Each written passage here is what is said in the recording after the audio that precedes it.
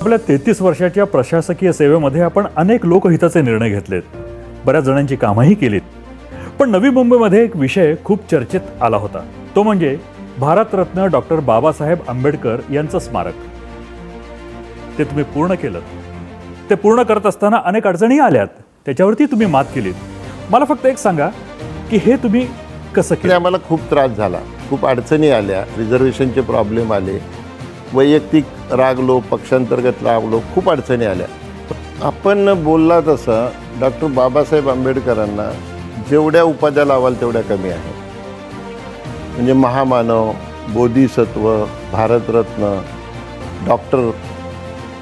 मला असं वाटतं देशामध्ये जेवढे राजकारणी आहेत किंवा होते, अनेक लोक विद्वान होते, परंतु डॉक्टर बाबासाहेब आंबेडकरांची जी विद्वत्ता आणि प्रगल्भता आणि अभ्यास, मग त्याच्यासाठी मी माझे सगळे वैयक्तिक संबंध मंत्रालयामध्ये वापरून ते रिझर्वेशन बदलून घेतलं.